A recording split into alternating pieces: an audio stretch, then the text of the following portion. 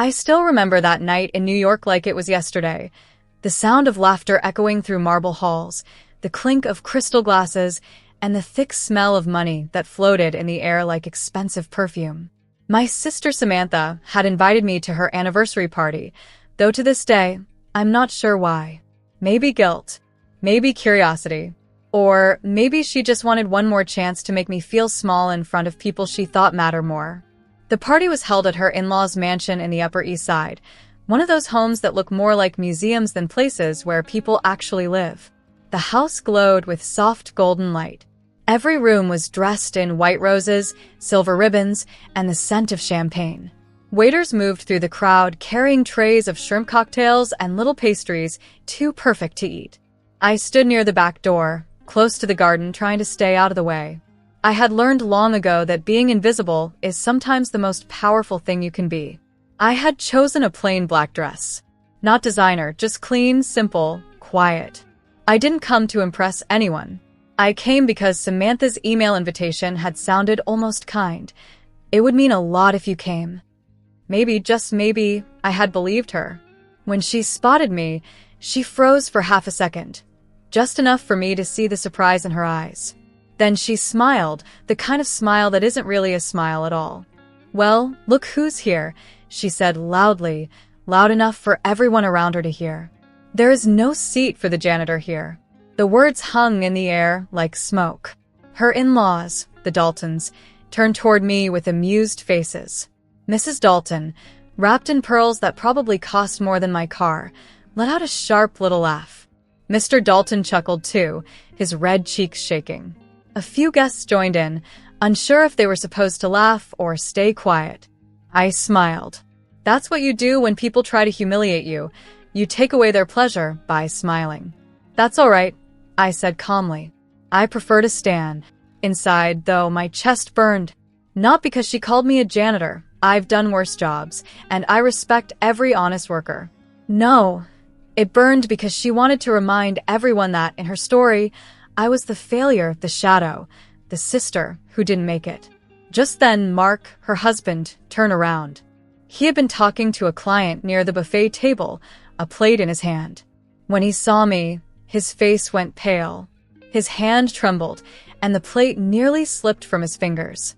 For a second, I thought he might actually faint. "Shut up," he said suddenly, his voice sharp, cutting through the room. "Shut up, Samantha." The laughter died instantly. You could have heard a pin drop.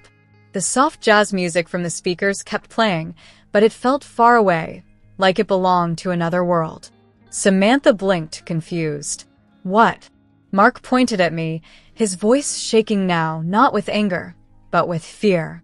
"This is my boss." The words hit the room like thunder. Someone gasped. The waiter stopped mid-step. Even the Daltons, who were still holding their glasses, froze in place. "You're your boss?" Samantha stammered. "Her." "Yes," Mark said. "The firm that bought my company last year. She runs it. She owns it."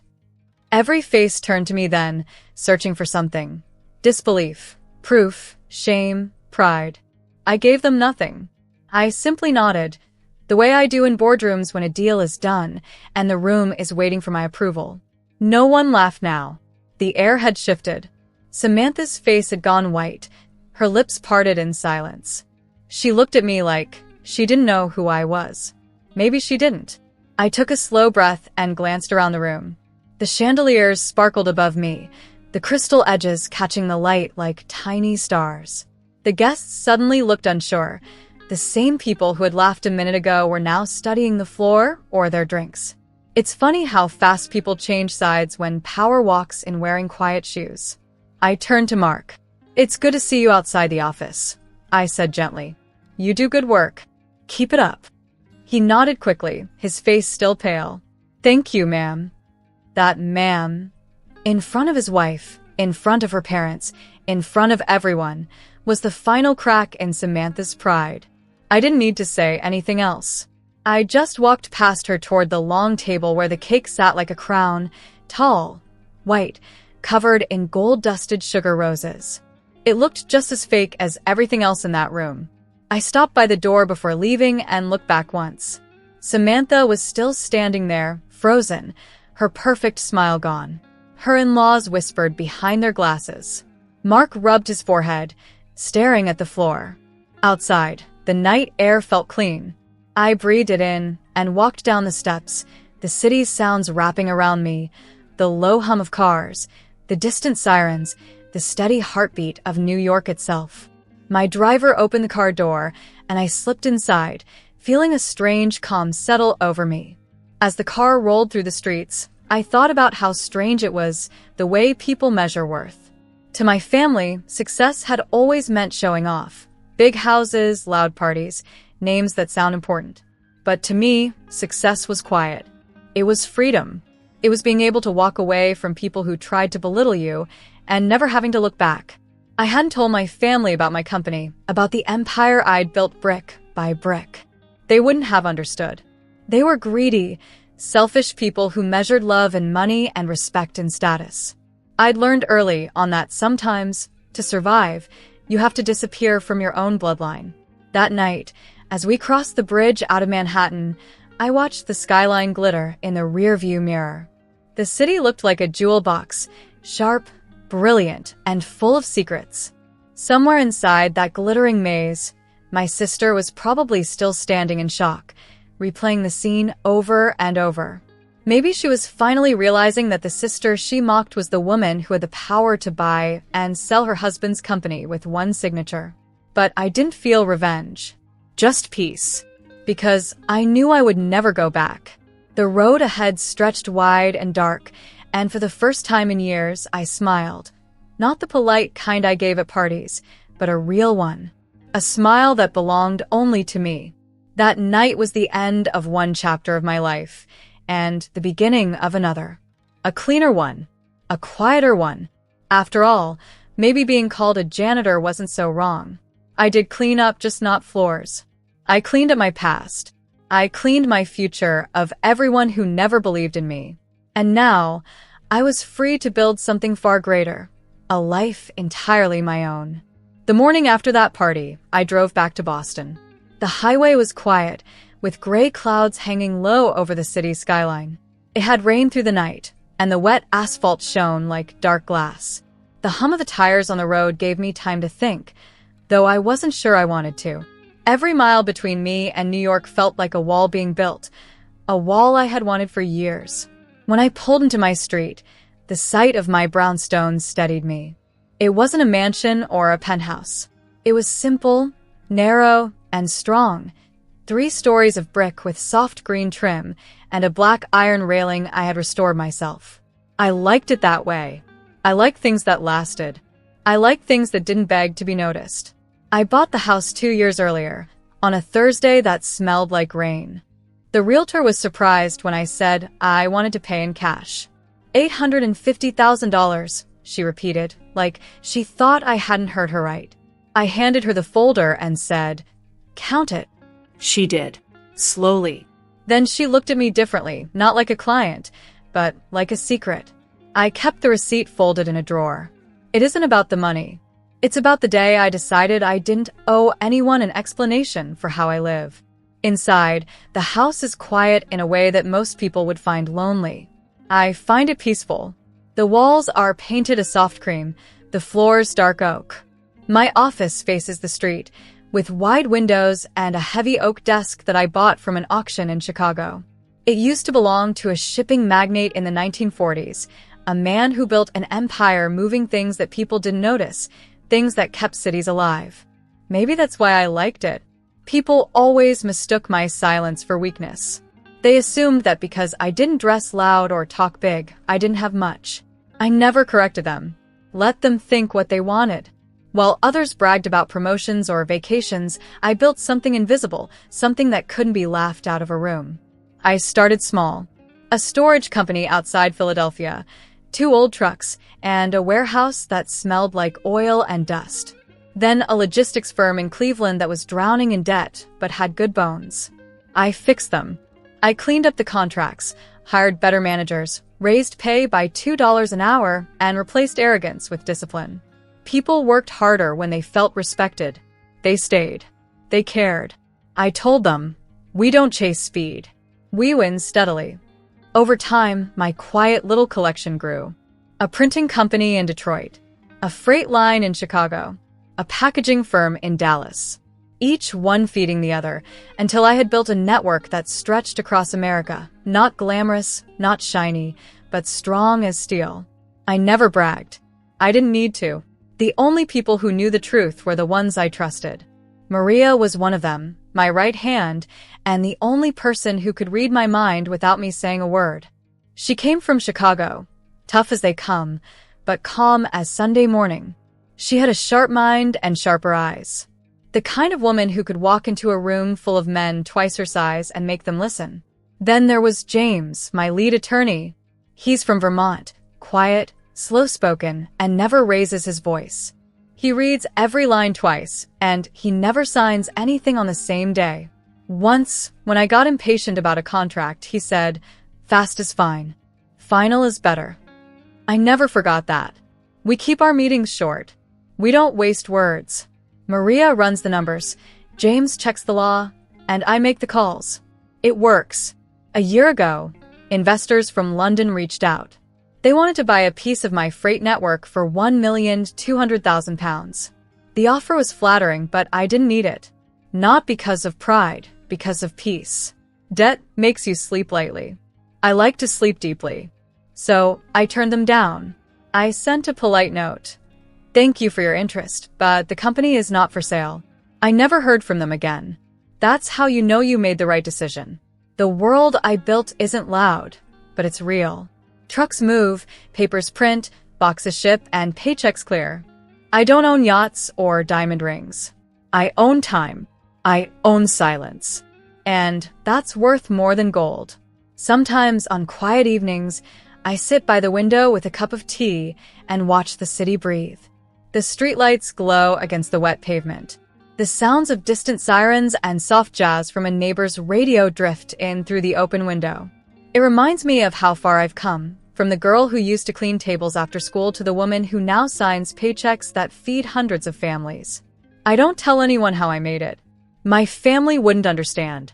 They were always greedy, always reaching for what wasn't theirs. They measured success by how much you could show off, not how much you could build. I learned early that some people only love you when they think you're beneath them. When I left them years ago, I didn't take much, just a small bag, my savings, and the determination to never beg anyone for respect again. Boston was where I rebuilt myself, brick by brick, dollar by dollar. The city taught me that power doesn't always come with applause. Sometimes it comes in quiet decisions made behind closed doors. Every morning, I walk through my house, touching the things I chose myself, the cool surface of the oak desk, the leather chair that fits my back just right, the framed blueprint of the first warehouse I bought. I don't need anyone to tell me I've made it. The proof is in the stillness of this home, the kind that only comes when you know you've earned your peace.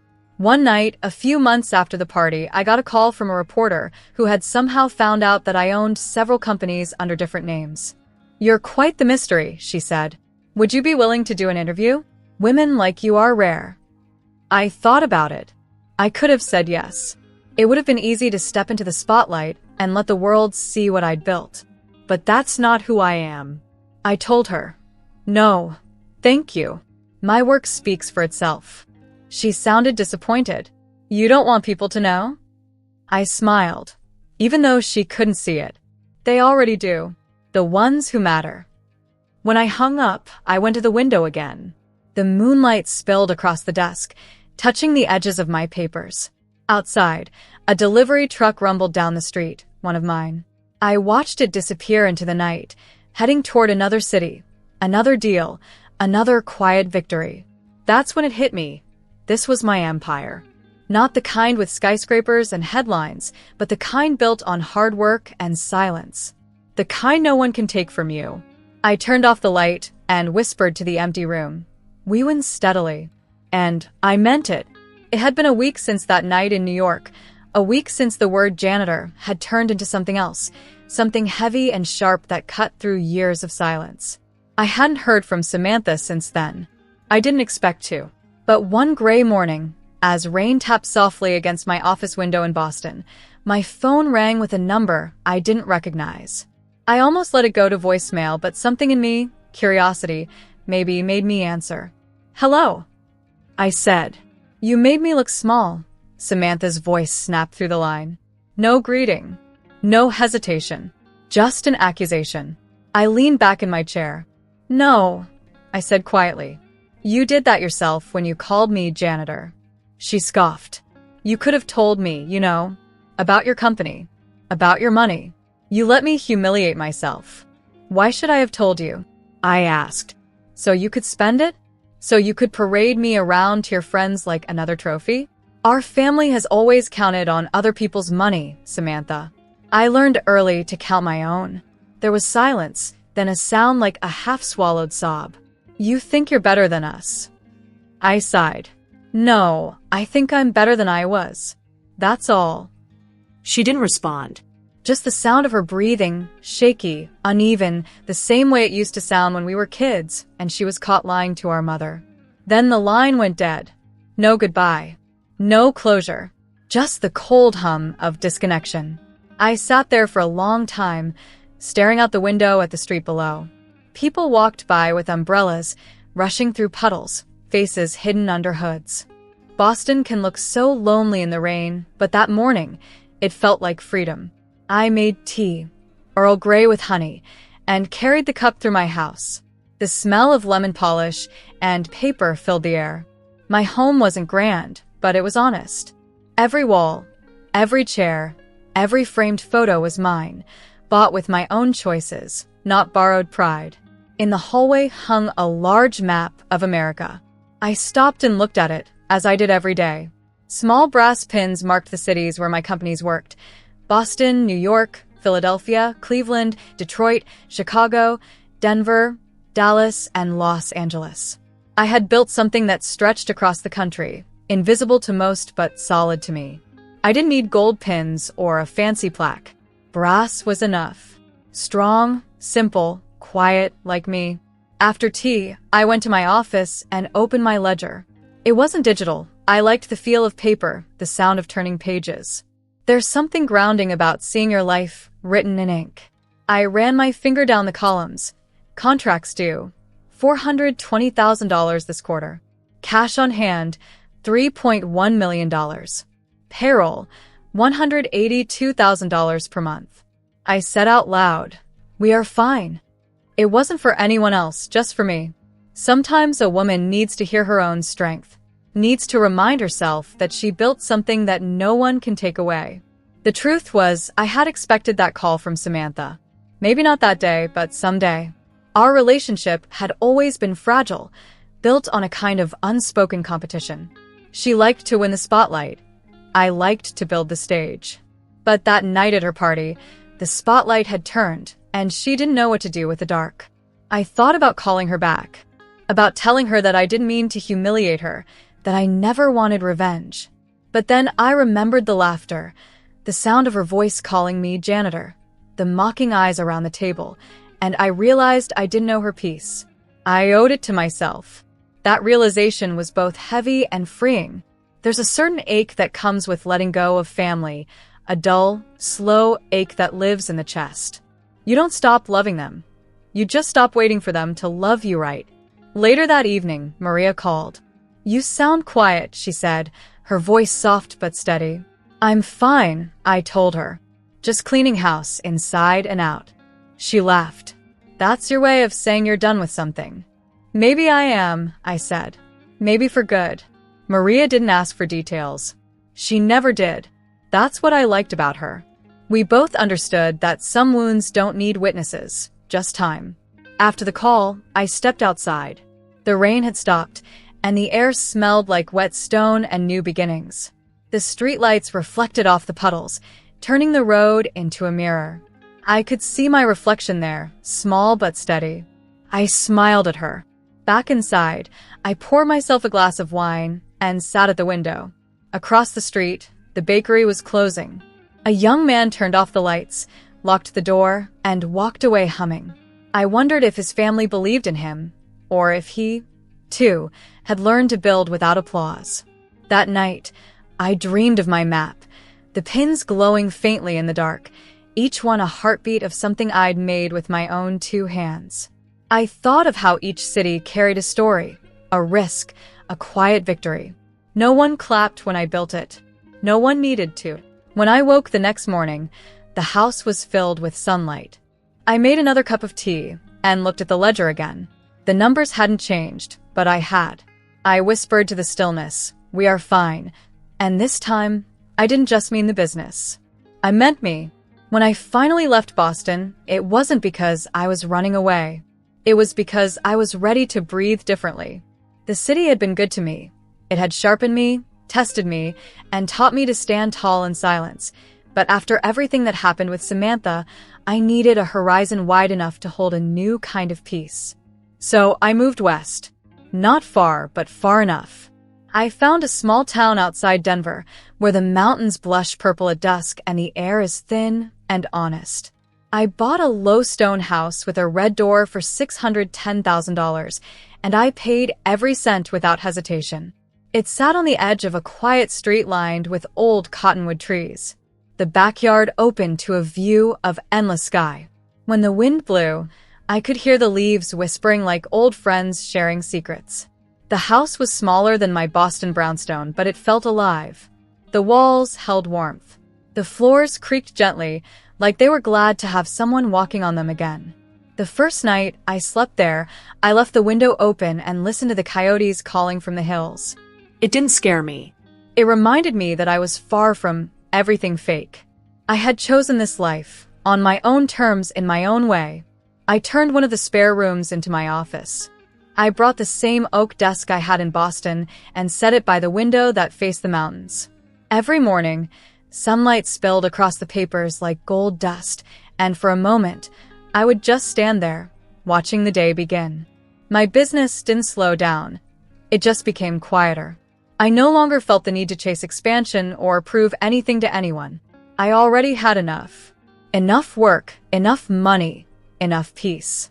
At noon, I would take a walk down the block, waving to neighbors who were still learning my name. They called me the woman who runs those trucks and warehouses, and that was enough. They didn't need to know the rest. They didn't know I was worth millions, or that I once signed contracts that made men in suits twice my age sweat. They just saw a woman in a soft sweater, carrying her mail and smiling at the world. And that was exactly who I wanted to be. My circle is small now. Maria still runs operations from Chicago. She calls every Monday sharp at 9 to go over reports and new bids. Her voice is calm as always, steady as an engine. James still handles the legal side from New York. He never rushes, never misses a detail. And Ruth, our bookkeeper in Cleveland, keeps everything neat as a pin. She's the kind of woman who can spot a bad invoice from a mile away, and she takes pride in it. Between the 4 of us, we keep everything moving, smooth as clockwork. We don't shout. We don't boast. We just deliver. Our meetings are short, practical, and almost tender in their routine. Maria updates the numbers, James adds notes, and Ruth hums softly while double-checking payments. I end each call the same way. We keep our promises. We build slowly. We stand steady. It's become our prayer. A simple one, but it works. One afternoon, I got an email from Mark, my sister's husband. It was short. "I'm sorry for the scene that night. I've told Samantha the truth. Thank you for my job." I stared at it for a moment, unsure how I felt. Then I typed back 3 words, "Do good work." That was all I had to say. Because that's all I ever ask of anyone: show up, work hard, stay decent. I don't need apologies. I need consistency. I never heard from Samantha again. Not a call, not a letter, not even a bitter message. Maybe she's ashamed. Maybe she's angry. Or maybe she's just pretending I don't exist. That's fine. I stopped needing her approval long ago. Family is not always blood. Sometimes it's the people who keep your secrets safe and your books clean. Sometimes it's the people who stay when others mock. I still think about that party sometimes, the way the word janitor rolled off her tongue and fell at my feet. For a while, it haunted me. But now I like it. I've come to think of it as a title of honor. I am a janitor of sorts. I clean what others leave messy. I fix what others break. I make things work. There's power in that kind of labor, the quiet kind, the invisible kind, the kind that doesn't need applause but keeps the world moving anyway. One evening, as the sun dipped low and painted the sky in shades of copper and rose, I sat on my patio with a glass of iced tea. The cottonwood tree cast long, dappled shadows across the lawn. A delivery truck rumbled down the road in the distance, one of mine, probably, carrying paper from Chicago to Los Angeles. I smiled to myself. Somewhere in that truck's hum was a reminder of everything I'd built. My success doesn't live in skyscrapers or headlines. It lives in movement, in wheels turning, paper printing, workers earning, lives steadying.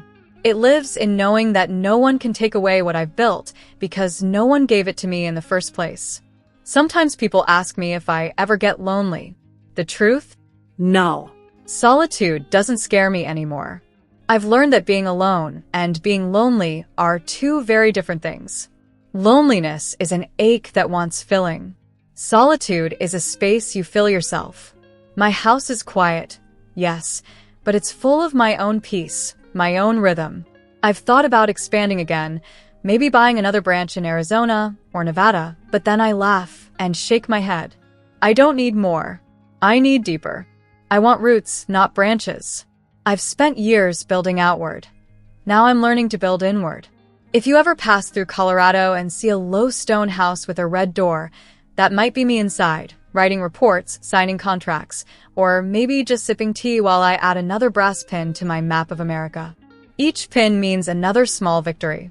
Not the kind you boast about, but the kind that keeps your spirit steady. I'm not hiding anymore. I'm choosing. That's a difference most people never understand. I chose silence over spectacle, purpose over pride, peace over applause. And I would choose it again 1,000 times. When people laugh now, I let them. I don't explain. I don't defend. I know who I am. I am the woman with the red door and the steady hands. The one who builds slowly, pays fair, and works clean. I am the janitor. And I am proud of it. Because in this new life, this quiet, earned life, I finally understand what power really means. It isn't noise. It isn't wealth. It's waking up each morning knowing that everything around you exists because you had the courage to build it yourself. And I did. I built all of it.